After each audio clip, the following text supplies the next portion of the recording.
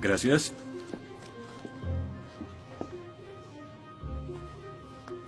Disculpe, señor... Wheaton. George Wheaton. Señor Wheaton, ¿le pasa algo? No puedo hacer esto. No puedo hacer lo que pide, soy cristiano. No, no se preocupe, aún puede regresar a su dormitorio, arrodillarse y orar al lado de su cama si quiere. Lo que haga con su vida es su problema, pero lo que haga aquí en la clase es el mío. Yo no puedo. Muy bien, señor Wheaton. Déjeme explicarle la alternativa. Si no puede admitir que Dios está muerto para el propósito de esta clase, entonces tendrá que defender la antítesis de que Dios no está muerto y será enfrente de la clase, en el atril. Y si falla, que de hecho lo hará, perderá esta sección que equivale al 30% de la nota final de este curso. ¿Lo acepta? ¿Quién decide si gano o pierdo la discusión? Pues yo lo haré. Es mi clase. Yo dirijo. La evaluación es mi privilegio. Con todo respeto, pero no creo que sea objetivo. ¿Y qué es lo que propone? Bien... ¿y qué tal ellos? Bien, es interesante, pero ¿por qué darles el poder a ellos? Ya los convenció. Lo que debo hacer es desconvencerlos, para que admitan su error.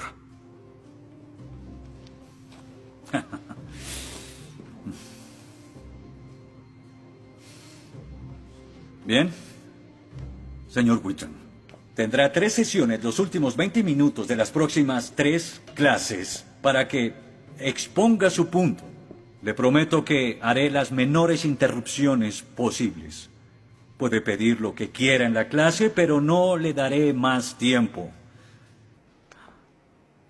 Los ateos dicen que nadie puede probar la existencia de Dios. Y tienen razón. Pero yo digo que nadie puede refutar que Dios existe.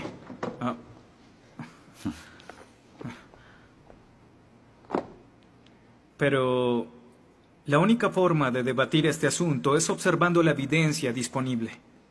Y es lo que vamos a hacer. Pondremos a Dios en un juicio. Con el profesor Radisson como fiscal y yo como el abogado defensor. Y ustedes como el jurado. La mayoría de cosmólogos están de acuerdo con que el universo empezó hace 13.7 billones de años en un evento conocido como la Gran Explosión. Ahora, analicemos la descripción del físico ganador del premio Nobel Steven Weinberg de cómo habría sido la Gran Explosión y, ya que él es ateo, podemos estar seguros de que no hay ninguna inclinación religiosa en su descripción. Al principio, hubo una explosión y en 3 minutos, 98% de la materia que hay o habrá se produjo. El universo apareció. Por 2500 años, la mayoría de científicos estuvieron de acuerdo con Aristóteles, con la idea de que el universo siempre ha existido sin inicio o final. Pero la Biblia no está de acuerdo. En 1920, el astrónomo belga Georges Lemaitre, teísta, que de hecho... ¿Qué es un teísta? Un teísta es alguien que cree en la existencia de Dios. Dijo que todo el universo saltó a la existencia en 1/billonésimo de 1/billonésimo de segundo. De la nada, en un inimaginable destello de luz. Así es como esperaría que el universo respondiera si Dios hubiera dado la instrucción en Génesis 1:3 que exista la luz. En otras palabras, el origen del universo apareció como se esperaría después de leer Génesis y por 2500 años. La Biblia tiene razón y la ciencia está equivocada. Todo apunta a un Dios que lo creó. Verán, en el mundo real no se ven cosas que se salgan de la nada, pero los ateos quieren hacer una excepción en esta regla. Específicamente en el universo y... Pero en su libro El espejismo de Dios, Richard Dawkins dice que si me dices que Dios creó el universo, entonces tengo el derecho a preguntar quién creó a Dios.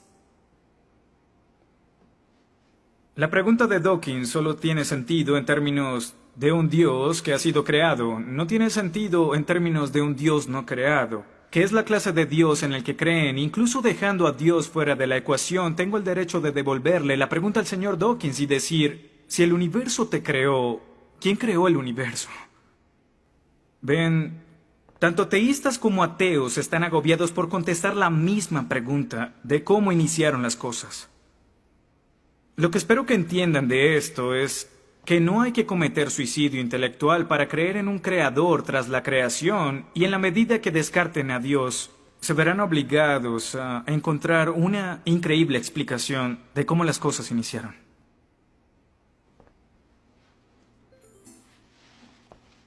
Me imagino que estás satisfecho con tu presentación. Veo que astutamente evadiste el hecho de que Stephen Hawking, el científico más famoso del mundo y no es teísta, recientemente estuvo a favor de un universo autodiseñado. No lo evadí, Simplemente no lo sabías. Bien, veamos lo que el profesor Hawking, profesor lucasiano de física de Cambridge, quien ahora ocupa la silla usada por Sir Isaac Newton, tiene que decir sobre el origen del universo. Y cito: ya que hay una ley como la gravedad, el universo puede y se creará de la nada. Creación espontánea es la razón. Hay algo en lugar de nada. Por eso es que el universo existe. Nosotros existimos. No es necesario invocar a Dios para tener al universo en movimiento. Final de la cita. Nunca ibas a mencionar su comentario, pero su opinión se mantiene. ¿Qué respondes?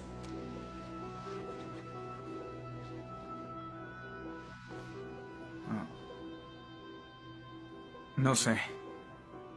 ¿No sabes? Pinché el globo de todo tu argumento con un solo alfiler y... ¿tú no lo sabes? Oh. Señor, me gustaría decirle que tengo la respuesta perfecta, pero no quebranta mi fe. Oh, ok. Así que el más grande cerebro científico de toda la historia dice que Dios no es necesario, pero un estudiante de primer semestre dice, oh, sí lo es. Wow, ¿sabes? Va a ser una decisión muy difícil.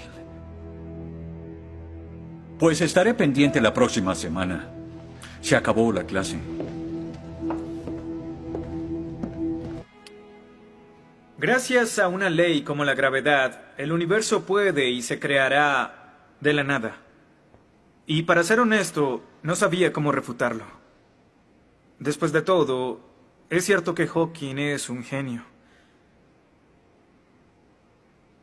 Pero el profesor John Lennox, quien enseña matemáticas y filosofía, ha demostrado que no hay ni uno ni dos, sino 3 errores de lógica en esa simple frase y se reduce a un razonamiento circular.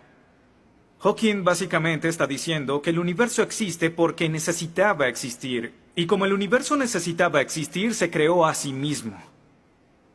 Es como si les dijera que la carne enlatada es la mejor que haya existido porque en toda la historia no hay comida que sea mejor. Quizá me vean extraño y les digo que nunca he probado nada más. Y tienen razón, lo estoy ratificando. Pero cuando Hawking afirma que el universo se creó a sí mismo porque así debía ser, y luego dice que tiene una explicación de cómo y por qué fue creado, no reconocemos que está haciendo lo mismo. Pero así es. Continuando con Lennox, sandeces se quedan en sandeces, aunque sean dichas por un famoso científico. Y el público asuma que son declaraciones de la ciencia. Este es el tope de la arrogancia. ¿Me estás diciendo que tú, un estudiante, afirma que Stephen Hawking está mal? No. Lo que digo es que John Lennox, profesor de matemáticas y filosofía, encontró que las razones del profesor Hawking son incorrectas. Y si no soporta mi desacuerdo con Hawking, le sugiero que vaya a la página 5 de su libro, en donde insiste en que la filosofía está muerta. Y si está tan seguro de la infalibilidad de Hawking y la filosofía realmente está muerta, entonces no hay necesidad de esta clase. El mal. Se dice que el mal es el arma más potente del ateísmo contra la fe cristiana. Después de todo, la existencia del mal nos lleva a una pregunta. ¿Y si Dios es tan bueno y tan poderoso, ¿por qué permite que el mal exista? La respuesta a esto es muy simple. Libre albedrío. Dios permite que el mal exista por el libre albedrío. Desde el punto de vista cristiano, Dios tolera el mal en este mundo por un tiempo, para que un día todos los que eligieron amarlo estén con Él en el cielo, apartados del mal, pero con el libre albedrío intacto. En otras palabras, la intención de Dios con el mal es destruirlo un día. Oh, qué conveniente. Un día me desharé de todo el mal del mundo, pero hasta ese momento tendrán que lidiar con las guerras, holocaustos, tsunamis, pobreza, hambruna y sida. Que se diviertan. Luego nos enseñará sobre el absolutismo moral. ¿Pero por qué no? El profesor Radisson, quien claramente es ateo, no cree en absolutismo moral, pero en su programa dice que planea hacernos un examen en la última semana. Apuesto a que si consigo una A en el examen haciendo trampa, inmediatamente empezará a sonar como un cristiano, insistiendo que está mal hacerlo. ¿Y qué base tendría él? Si el propósito de mis acciones es lograr el éxito, entonces, ¿por qué no podría hacerlo? Para los cristianos, el punto de la moralidad, lo que constituye lo bueno y lo malo, es una línea directa que nos conduce hacia Dios. Oh, estás diciendo que necesitamos a Dios para ser morales, que una moral atea no es posible. No, pero sin Dios no hay una razón para ser moral, no habría un estándar para el comportamiento moral. Para los cristianos, mentir, robar, hacer trampa en un examen para lograr una calificación que no merezco está prohibido. Pero si Dios no existiera, según Dostoyevsky, este es el punto. Ahora, si Dios no existe, entonces todo es permitido. Y no solo es permitido, sino sin sentido. Si el profesor Radisson tiene razón, entonces nuestra lucha, nuestro debate, lo que decidamos aquí no tiene sentido. Nuestras vidas, nuestras muertes no serán diferentes a las de un pez dorado. Oh, qué ridiculez. Después de toda tu charla, ¿quieres decir que solo hay una opción? Creer o no creer. Así es. Eso es todo. De eso se trata todo. La diferencia entre su posición y la mía es que usted les quitó su elección. Les exigió que eligieran la casilla marcada con no creo. Sí, porque quiero liberarlos. Porque la religión es como un virus mental que los padres han heredado a sus hijos. Y el cristianismo es el peor de todos. Lentamente se mete en tu vida cuando estás débil, enfermo o indefenso. ¿La religión es una enfermedad? Sí. Sí, infecta todo. Es la enemiga de la razón. ¿Razón? Profesor, usted dejó la razón hace mucho tiempo. Lo que nos está enseñando aquí no es filosofía, ni siquiera es ateísmo. Lo que nos está enseñando aquí es antiteísmo. No es suficiente. Necesita que todos no creamos como usted. ¿Por qué no admites la verdad? ¿Quieres enredarlos en tu primitiva superstición? Lo que quiero es que tomen su propia decisión. Eso es lo que Dios no sabes quiere. cuánto voy a disfrutar reprobándote. Pero ¿a quién realmente quiere reprobar, profesor? ¿A mí? ¿O a Dios?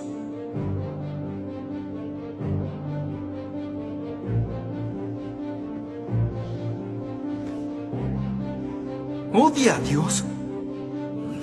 Ni siquiera es una pregunta. Ok. ¿Por qué odia a Dios? Esto es ridículo. ¿Por qué odia a Dios? Responda la pregunta. ¿Ha visto la ciencia y los argumentos? La ciencia avala su existencia, conoce la verdad. ¿Por qué lo odia? ¿Por qué?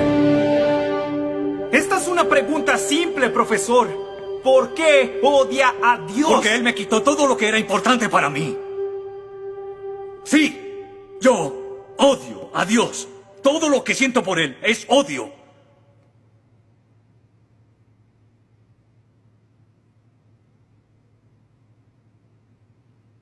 ¿Cómo puede odiar a Dios si no existe?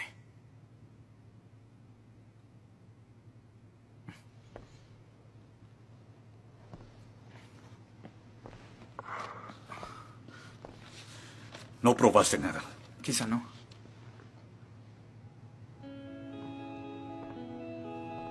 Ellos deben elegir.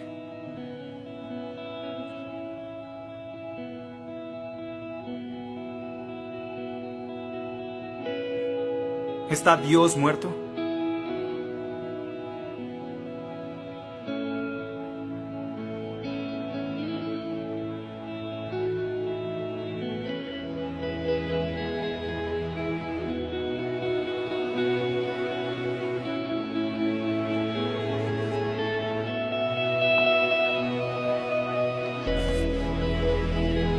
Dios no está muerto. Dios no está muerto. Dios no está muerto.